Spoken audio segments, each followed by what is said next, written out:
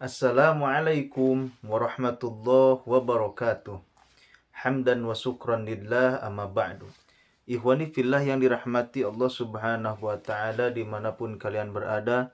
Semoga Allah subhanahu wa ta'ala senantiasa memberikan maghfirahnya, ampunannya, dan senantiasa memberikan kasih sayangnya kepada kita semua. Tak lupa salawat beserta salam marilah kita curah limpahkan kepada Habibana wa Nabiyana Kangjeng Nabi Muhammad sallallahu alaihi wasallam. Semoga apa yang kita semogakan semoga disemogakan oleh Allah Subhanahu wa taala. Semoga tersemogakan oleh Allah Subhanahu wa taala.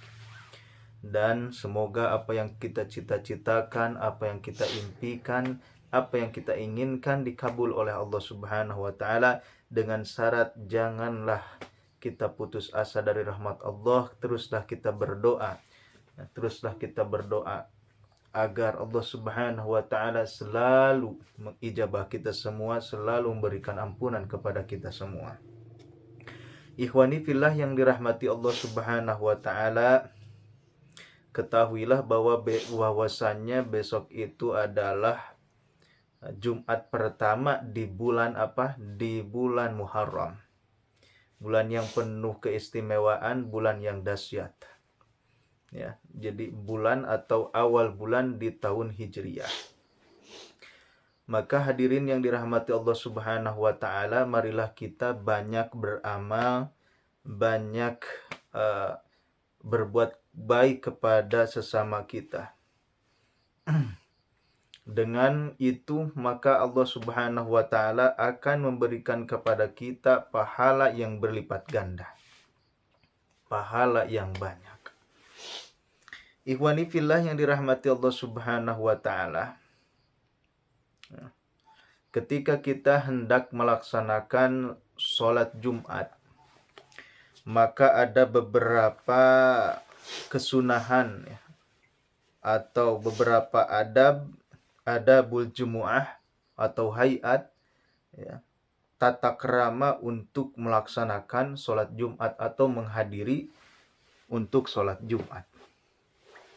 Di sini dikatakan ada arba'u khisalin ya. Ada 4 perkara.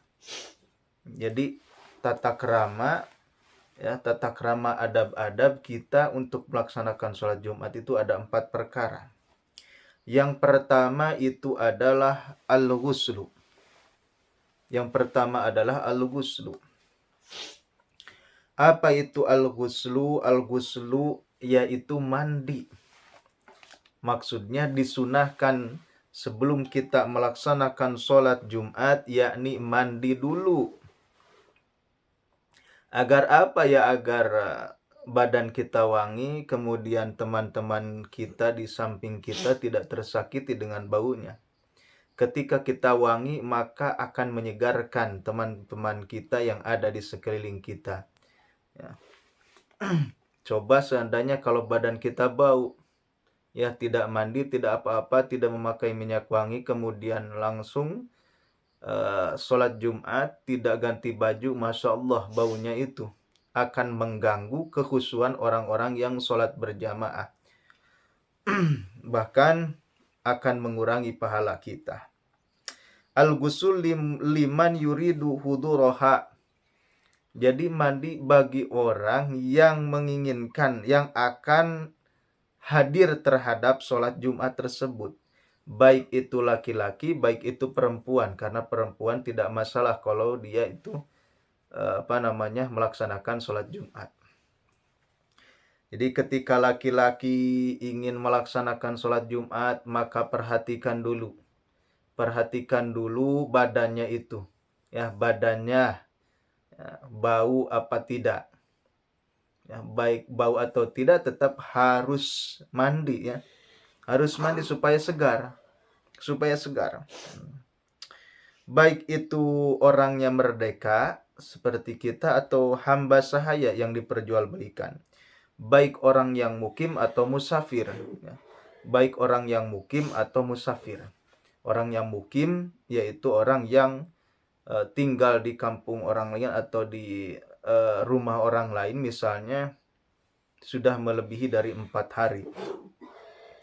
Au musafir atau orang yang safar, misalnya kita safar melaksanakan perjalanan misalnya ke Jakarta,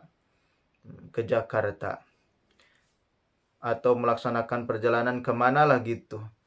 Kemudian bertepatan dengan hari Jumat, maka disunahkan untuk mandi dulu ya. Di mana aja mandinya terserah, mandi dulu. Kapan waktu mandinya itu? Min fardisani, dari fajar kedua, yakni dari mulai waktu subuh. Dari subuh, maka di situ sudah termasuk kesunahan untuk mandi Jumat. Bagaimana kalau tidak Nah, untuk yang lebih afdolnya ya, wa taqribuhu min zahabihi afdalu, adapun mandi dekat-dekat kita pergi untuk melaksanakan sholat Jumat itu lebih bagus karena masih tetap ada aroma-aroma mandinya gitu loh. Misalnya Jumat misalnya waktu Jumat atau azannya itu misalnya jam 12 pas ya. Maka kita misalnya mandinya itu jam 11. Jam 11.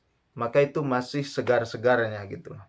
Jangan misalnya sholatnya Jumatnya itu misalnya jam 12 lebih ya, lebih 10 atau lebih berapa. Kemudian kita mandinya jam 9. Otomatis dari badan tersebut itu akan berbeda lagi gitu. Jadi badan itu akan mengeluarkan aroma yang berbeda lagi. Maksudnya bau-bau lagi gitu. Maka disunahkannya itu dekat-dekat ke Jumat. Kalau tidak mampu untuk mandi, maka bertayamum. Kemudian yang kedua, membersihkan badan. Membersihkan badan, misalnya ketek dan lain sebagainya, kalau dia bau, maka dihilangkan bau tersebut dengan apa? Bebas mau dengan Rexona atau yang lainnya, yang penting tidak ada bau-bau di badan tersebut ya. Atau gigi kuning itu. Gigi kuning dibersihkan dulu ya sebelum melaksanakan sholat Jumat. Kadang-kadang ada beberapa orang, saya tidak menyalahkan, akan tetapi ini sudah menjadi kebiasaan sebelum sholat Jumat dia dengan santainya merokok. Ya, dengan santainya merokok sebelum melaksanakan sholat Jumat. Ya, tidak mengapa, tapi itu baunya itu akan mengganggu orang yang sholat, akan mengganggu aktivitas ibadah. Ini baunya itu kemana-mana. Jadi diusahakan tahan lah ya, tahan. Nanti ududnya atau ngerokoknya setelah melaksanakan sholat Jumat. Tahan dulu. Wangikan dulu mulut kita dengan siwak dan lain sebagainya. Dengan pasta gigi dan sebagainya. Pokoknya jadi badan kita harus bersih, tidak ada kotoran dan yang lain-lainnya. Kemudian yang ketiga yaitu lubsu siyabil bid, memakai pakaian yang putih, warna putih. Maksudnya asanu siyabihi minal abyad wal akhdar li'annahuma min libasi Rasulullah sallallahu alaihi wasallam, memakai baju yang terbaik, baik itu warna putih atau hijau, karena sesungguhnya putih dan hijau mungkin itu adalah pakaian dari Rasulullah Shallallahu Alaihi Wasallam, tapi yang lebih utamanya memakai pakaian yang putih, ya, yang putih karena itu lebih afdol. Ya, kalau kita tidak mengapa kita juga memakai warna yang lain, tapi yang lebih utama itu adalah warna putih. Diusahakan warna putih supaya dapat kesunahan, ya. Kita misalnya sholat Jumat dengan memakai pakaian hitam atau yang lain tidak akan merusak keabsahan sholat Jumat misalnya. Tidak akan merusak kesahannya sholat Jumat, sah-sah saja. Akan tetapi yang lebih afdol kita menghadiri Jumat dengan pakaian yang putih, dengan pakaian yang bagus. Kemudian yang keempat adalah akhdud dufri, memotong kuku ya, kuku dipotong-potong dulu. Intola jikalau memang kukunya itu panjang, kalau tidak panjang ya tidak usah.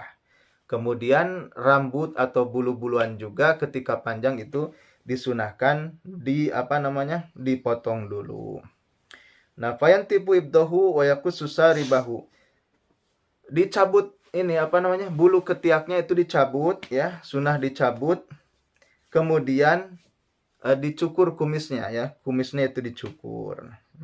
Sehingga apa namanya, merah-merah bibir itu kelihatan.